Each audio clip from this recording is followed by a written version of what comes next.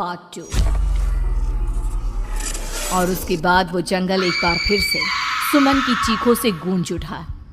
लेकिन आज की रात सुमन की चीखों को सुनने वाला वहां पर कोई भी नहीं था।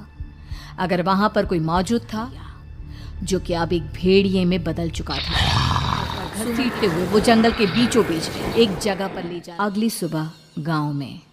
अरे भाई, पता नहीं क्या बात है, अपने गांव का हरिया किसान और उसकी पत्नी सुमन दोनों गायब हैं। दोनों का कोई अरे कैसी बातें कर रहे हो भाई, ये कब हुआ है? अरे पूरे गांव में खबर फैली पड़ी है। कल रात को दोनों खेत की तरफ जा रहे थे, लेकिन लौटकर आए ही नहीं। तो हो सकता है अपने खेत पर होंगे। पूरा गांव ढूंढ कर आया है भाई। जानते हो क्या मिला वहाँ? क्या हुआ भाई? क्या मिला? बताओ हमें क्या मिला? अरे हरिया की पत्नी सुमन के कपड़े पड़े हुए थे। शरीर का एक एक कपड़ा फटा हुआ झोपड़ी के बाहर पड़ा था, लेकिन दोनों पति पत्नी का कोई पता ठिकाना नहीं था। अरे भाई, लेकिन उसका जो दोस्त है ना रामू किसान, पता करके आते हैं ना। अब तक तो दोनों साथ ही खेत पर जाया करते थे। हाँ, हमें उसके घर जाना चाहिए भाई। चलो वहाँ चलते हैं, चलो। वो सारे लोग रामू के घर पर पहुंचते हैं। रामू अपने घर के बाहर बैठकर हुक्का पी रहा था। आज सारे के सारे लोग टोली बनाकर मेरे घर क्यों आ रहे हैं? क्या कोई मर गया क्या भाई? कैसी बातें कर रहे हो? तुम्हारा सबसे अच्छा दोस्त हरिया और उसकी पत्नी गायब है, और तुम यहाँ बैठकर हुक्का पिए जा रहे हो हैं? रामू ने अजीब सी नजरों से उन सब गांव वालों की तरफ देखा, जिसकी वजह से वो लोग एक बार के लिए डर गए। अरे गायब नहीं है, मुक्ति मिल गई है। उन दोनों को मुक्ति मिली है। इस दुनिया में आकर हर इंसान पाप करता है, और उसे उसके पापों के लिए मुक्ति मिलना बहुत। अरे ये कैसी बहकी बातें कर रहे हो भाई हैं? और इसका चेहरा अजीब सा क्यों लग रहा है? लगता है दोस्त के मरने का गम बैठ गया है। पागल हो गया है शायद ये पागल। ये बात सुनते ही रामू चीख कर जोर से चिल्लाते हुए कहता है, पागल मैं नहीं हूँ, पागल तुम सब हो, और ये शैतानी जंगल अब तुम में से किसी को नहीं छोड़ने वाला। याद रखना मेरी बात। शैतानी जंगल? कैसा शैतानी जंगल? लगता है रामू पागल हो चुका है। हमें यहाँ से चलना चाहिए भाई। चलो। रामू की पत्नी बाहर आती है। नहीं, आप लोग इनकी बात का बुरा मत मानिए। 2 दिन पहले हरिया के साथ खेत पर गए थे। जब से वहाँ से आए हैं तब से ऐसी ही बातें कर रहे हैं। भगवान जाने ऐसा क्या देख लिया उन्होंने, खेत में कुछ भी बड़बड़ाते रहते हैं। गांव के लोगों ने कमला की कोई बात नहीं सुनी, और वो सब वहां से चले गए। रात अब धीरे धीरे ढलने लगी थी। तभी अचानक किसी ने धीमी सी आवाज में रामू को पुकारा। रामू, आ जाओ, मैं तुम्हारा। और सुनो, अपनी पत्नी को साथ लेकर आना, नहीं तो काम अधूरा रह जाएगा। ये आवाज सुनते ही रामू के चेहरे पर शैतानी मुस्कुराहट आ जाती है। मुंह से अपने घर के अंदर आता है। क्या हुआ? तबीयत ठीक है ना अब आपकी? मैं तुझे अपने साथ खेत पर ले जाने आया हूँ, चल। कहीं नहीं जाने वाली। मुन्ना गहरी नींद में सो रहा है, और उसे अकेला छोड़कर मैं तुम्हारे साथ खेत पर नहीं आ सकती। वैसे भी तुम्हारे उन खेतों में भगवान जाने कौन सा राक्षस घूम रहा है, मुझे तो डर लगता है। रामू गुस्से में दांत पीसता है, और कमला गहरी नींद में अपने बच्चे के साथ सो जाती है। तभी अचानक रात को रामू की झोंपड़ी के ऊपर एक साया वही गाना गुनगुनाते हुए घूमने लगता है, जो हरिया के मोबाइल में बजा करता था। मैं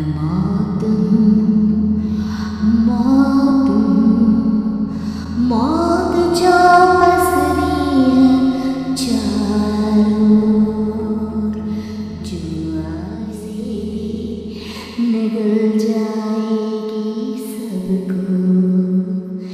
मैं मौत मैं छोड़ूंगी नहीं किसी को।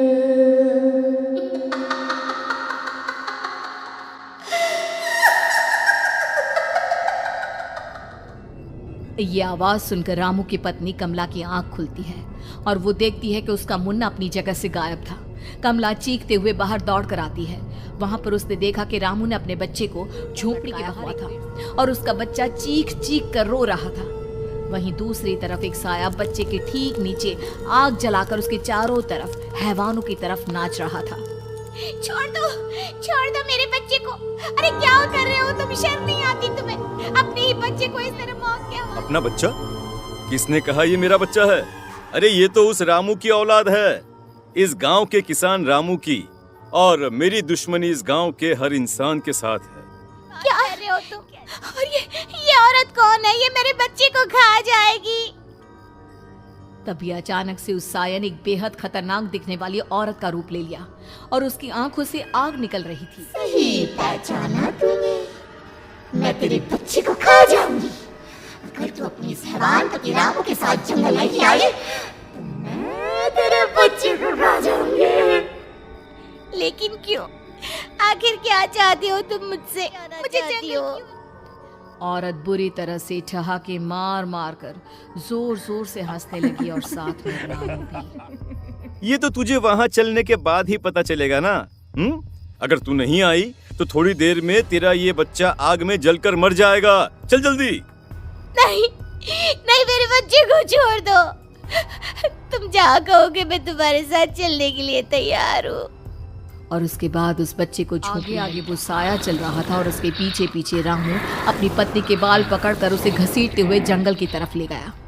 जंगल में जाने के बाद कितनी खूबसूरत हो तुम। आज की रात बस तुम और दूसरे के साथ रहेंगे। मुझे तुमसे बहुत डर लग रहा है। तुम्हें क्या हो गया है? तुम तो बिल्कुल ठीक थे। वो होगा जो हमारे बीच होना चाहिए। तो आओ अपने आप को मेरे। कमला ने डर की वजह से अपनी दोनों आंखें कसकर बंद कर ली थी। रामू ने बुरी तरह से चीख कर कमला से कहा, आंखें खोलो अपनी और मेरी तरफ देखो। कमला ने जैसे ही अपनी आंखें खोली उसने देखा कि रामू एक खतरनाक खूनी हैवान में। कौन हो तुम? जाने दो मुझे। क्या चाहते हो मुझसे? वही जो एक आदमी एक औरत से चाहता है।